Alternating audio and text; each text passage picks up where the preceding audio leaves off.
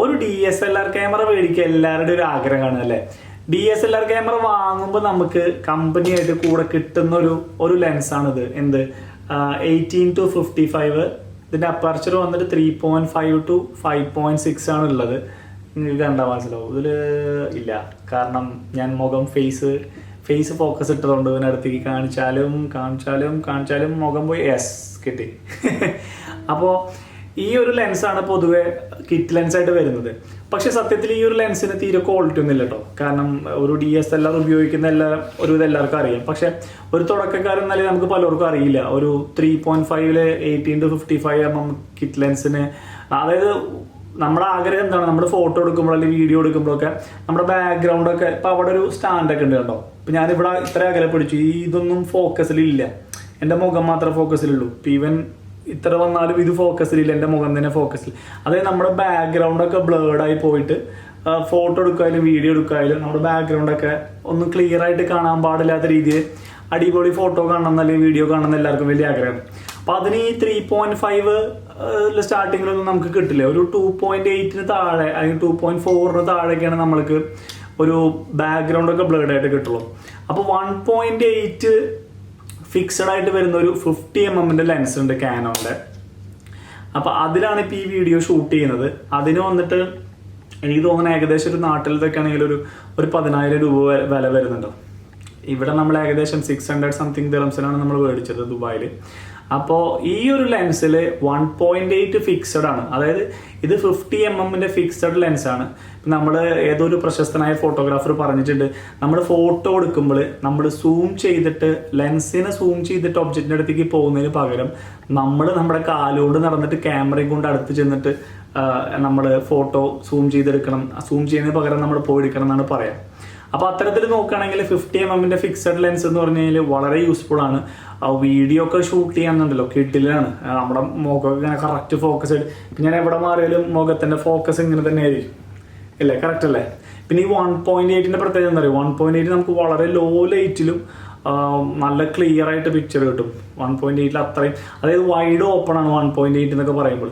3.5 എന്നൊക്കെ പറയുമ്പോൾ നമുക്ക് നോക്കിയാൽ മനസ്സിലാവും അത് അത്ര ഒരു വൈഡ് അല്ല, തീരെ ഒരു കുട്ടി സംഭവമാണ് അവൻ. ആവൂല യെസ്, കണ്ടോ നിങ്ങൾക്ക് അത്ര ഒരു വൈഡ് അല്ല അത്. ഇത് നമ്മൾക്ക് എന്താ പറയുക, 55mm നമ്മൾ സൂം ചെയ്യുന്ന സമയത്ത് അപ്പർച്ചറൊക്കെ 5.6 ഉള്ളൂ. നോക്കിയോ, ഫോക്കസ് ആക്കടാ യെസ്, കണ്ടോ വളരെ ചെറുതാണത്. പക്ഷെ നേരെ മറിച്ചിപ്പോൾ നമ്മൾ ഇപ്പോൾ തിരിച്ചാൽ വലുതാവുന്ന കണ്ടോ. ഇപ്പോൾ 18mm ഉള്ളൂ, ഇപ്പോൾ അത് 55 ആയി. ആ ലെൻസിൻ്റെ വലിപ്പം കുറയുന്നത് കണ്ടോ നിങ്ങൾ, ഇപ്പോൾ കൂടി ഇപ്പോൾ കുറഞ്ഞു. അപ്പോൾ ലെൻസിൻ്റെ ആ ഒരു വട്ടം കുറയുന്നതിനനുസരിച്ച് ആ ഒരു കുറഞ്ഞ വട്ടത്തിൽ കൂടെ മാത്രമേ നമ്മൾക്ക് വെളിച്ചം ഉള്ളിലേക്ക് കയറുള്ളൂ. അപ്പോൾ അത്രയും ഒരു പിക്ചറിന് ക്ലാരിറ്റി അത്രയും കുറയുന്നു പറയില്ലേ. 50mm 1.8ൻ്റെ ഒക്കെ ഉണ്ടല്ലോ, ഇത്രയുണ്ട്, നല്ല ക്ലിയർ അടിപൊളി വട്ടാണ്. അപ്പോൾ ഒരു ബഡ്ജറ്റ് ലെൻസ് സജസ്റ്റ് ചെയ്തേ ഉള്ളൂ. അപ്പോൾ DSLR ക്യാമറ വാങ്ങുന്ന ആളുകളൊക്കെ ആണെന്നുണ്ടെങ്കിൽ നിങ്ങൾക്ക് സെപ്പറേറ്റ് ആയിട്ട് കിറ്റ് ലെൻസ് ഒരിക്കലും യൂസ് ചെയ്യരുതില്ല. കിറ്റ് ലെൻസ് യൂസ് ചെയ്യരുതെന്നാണ് എൻ്റെ ഒരു പേഴ്സണൽ സജഷൻ. 50mm ലെൻസ് മേടിച്ചു, ബഡ്ജറ്റ് ലെൻസാണ്. പക്ഷേ ആ ലെൻസ് കൊണ്ട് നിങ്ങൾക്ക് കിടിലൻ കുറേ ഫോട്ടോസ് വീഡിയോസൊക്കെ എടുക്കാം. അപ്പോൾ ഞാൻ ഇതിൻ്റെ ശേഷം കുറച്ച് എന്താ പറയുക, ഇതിൻ്റെ ഈ 50mm ലെൻസ് കൊണ്ട് എടുത്ത കുറച്ച് വീഡിയോകൾ ആഡ് ചെയ്യട്ടെ അതിൻ്റെ കൂടെ, നിങ്ങൾക്ക് കുറച്ച് സാമ്പിൾ കാണാൻ വേണ്ടിയിട്ട്. അപ്പോൾ അതിൽ തന്നെ 1.8 അപ്പർച്ചർ ഇട്ടിട്ടും 3.5, ഇതിൻ്റെ സ്റ്റാർട്ടിങ് 3.5 ആണല്ലോ, 3.5 ഇട്ടിട്ടും ഞാൻ എടുത്ത് കാണിച്ചത്. രണ്ടിൻ്റെ ഒരു ക്ലാരിറ്റി ഡിഫറൻസ് ഒക്കെ നമുക്ക് അപ്പോൾ മനസ്സിലാവും. അപ്പോൾ നിങ്ങൾക്ക് മനസ്സിലാവും എന്താണ് ഉദ്ദേശിച്ചത് എന്നുള്ളത്.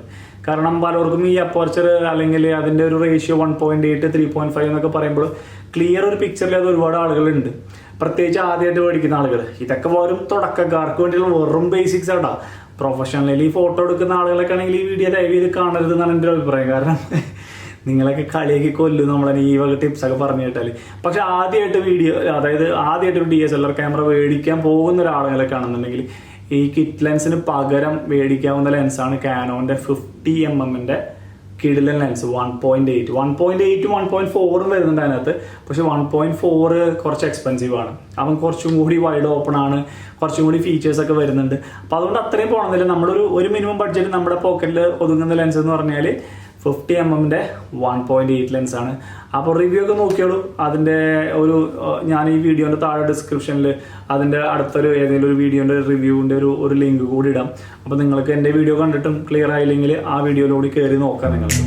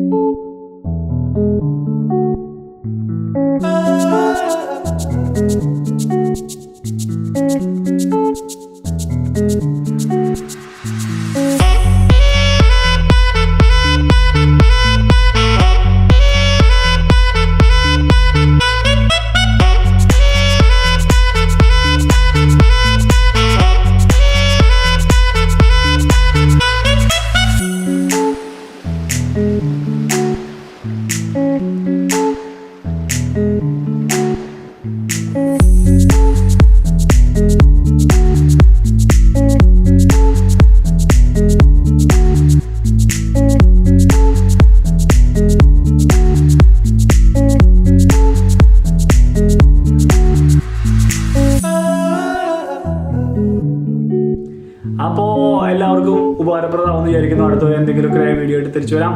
നന്ദി, നമസ്കാരം.